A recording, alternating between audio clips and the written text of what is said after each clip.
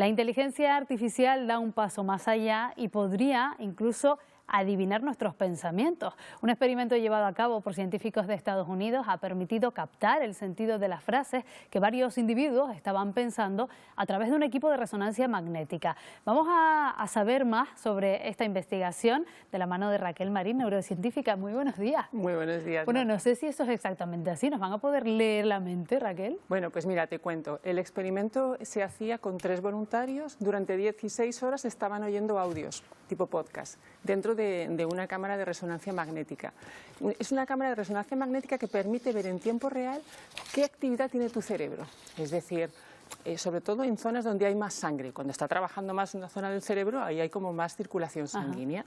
Entonces, después de ese tiempo, a partir de ahí también les hacían imaginar historias o incluso decir historias en voz alta, y al mismo tiempo iban en paralelo escaneando, con lo cual, según la actividad del cerebro que se vaya relacionando, más la inteligencia artificial que lo acompañaba, podían trasladar a palabras y sobre todo a ideas, a partir de números, qué es lo que esas personas estaban intuyendo o simplemente pensando, y de esa manera sacar digamos, la idea general, con lo cual sí, de alguna manera es lo que estás diciendo, es decir, es a partir de algo que estás imaginando en una historia, extraerlo en palabras para que los demás lo puedan leer. Lo que ocurre es que aquí, digamos que había una predisposición o una voluntariedad de las personas, de los voluntarios, como nos decía, que se prestaron a participar. No sé si llegaría un momento en el que el desarrollo de esa tecnología nos podría, pasando por la calle, como quien dice, saber lo que estamos pensando. Bueno, para empezar, el sistema este de resonancia magnética funcional es un tocho. Es decir, para empezar necesitarías cuesta hacernos a la idea. Una sala completa,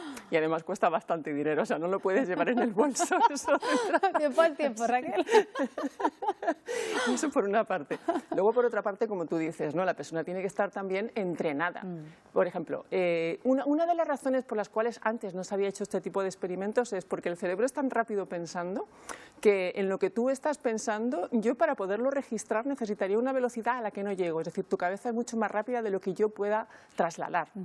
Sin embargo, ahora con la inteligencia artificial, con esta aplicación, lo que hacían era que lo trasladaban más rápidamente. Porque si tú, por ejemplo, estás pensando ahora, estoy con ella, pero luego tengo que pasar no sé qué el estudio, al mismo tiempo me pica un pie, yo qué sé, todo eso a la vez.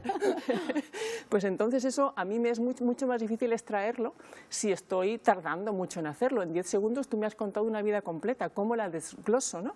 Entonces la parte, digamos, genial ha sido que al incorporar la inteligencia artificial yo te leo mucho más rápidamente, pero tú tienes que ayudarme. Si tú estás pensando en 15 cosas a la vez, son las cosas además que solemos hacer, desordenadas, ¿verdad? A lo mejor, ¿no? Desordenadas, pues entonces me va a costar mucho más extraer tu idea. Pero si vas pensando, Caperucita está en el bosque, llega el lobo, Caperucita está en el bosque, llega el lobo, entonces yo voy a extraer la idea que está Caperucita Roja en el bosque y el lobo. Igual no literal, porque no es palabra por palabra, es captar la idea. De hecho, este sistema lo han llamado semántica, porque lo que hacen es el entorno, no es tal cual literal de lo que tú estás pensando.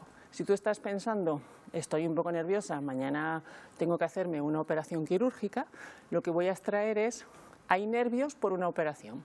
No voy a saber exactamente ni cuándo ni cómo, pero sí la idea de ese concepto de imaginación que estás teniendo. En cualquier caso, me imagino que es una técnica muy interesante para las personas que pueden haber perdido la posibilidad de hablar, ¿no? Por ejemplo, habiendo sufrido un ictus o algún proceso de este tipo, ¿no? Sobre todo es para eso, para lo que se ha generado, ¿no? Lo que pasa es que evidentemente inmediatamente nos vamos a la parte de la magia, ¿no? Pero se ha generado para eso. Imagínate una persona con ictus que ha tenido a lo mejor alguna lesión, su cabeza está perfectamente, pero tiene una dificultad motora.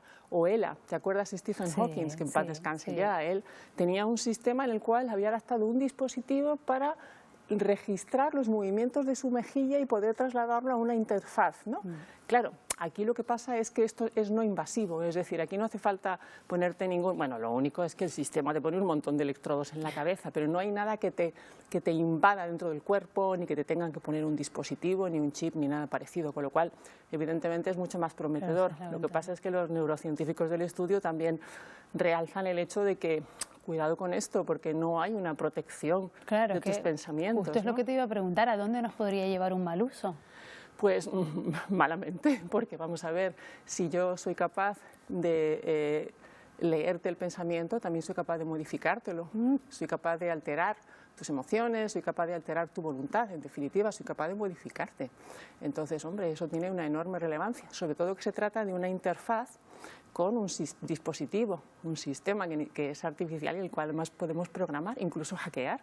También puedo hackear tus pensamientos, ¿no? E introducirte información que no tienes o incluso extraer información que es para ti privilegiada, ¿no?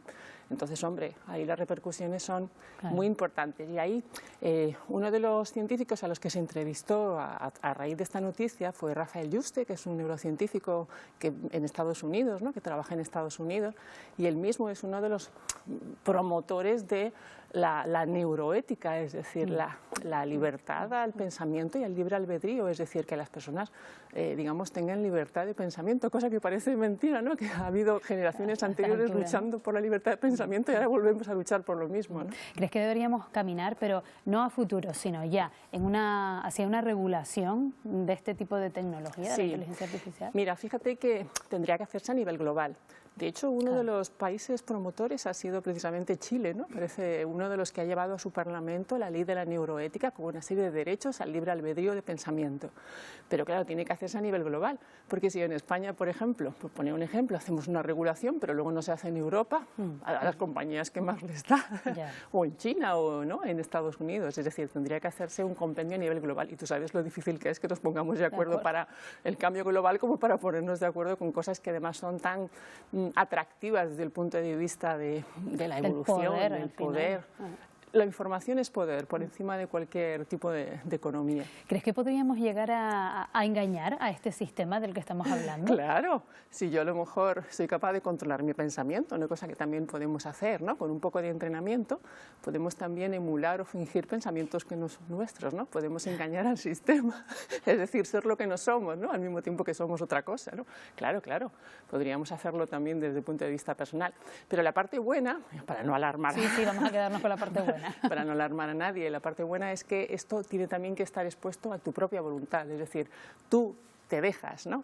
Y también te dejas en base a una serie de condiciones y te entrenas para ello, o sea que ya hay un acto detrás, digamos, de voluntad para participar. Si yo no me dejo participar, difícilmente vas a poder hacerlo. Y luego también tampoco se puede leer entre personas, es decir, es una interfaz que va a un sistema de inteligencia artificial, pero yo no te puedo leer, a no ser que sea telepática, yo no te puedo leer el pensamiento directamente. Bueno, de la telepatía yo creo que podemos hablar otro día, que también nos da para una entrevista entera. Perfecto. Raquel, pues muchas gracias por habernos acompañado esta mañana, como siempre, y bueno, todavía yo creo que nos queda camino para ver titulares llamativos como este que hemos visto relacionados con la inteligencia artificial. Nos viene una buena, gracias. Gracias, buenos días. Buenos días.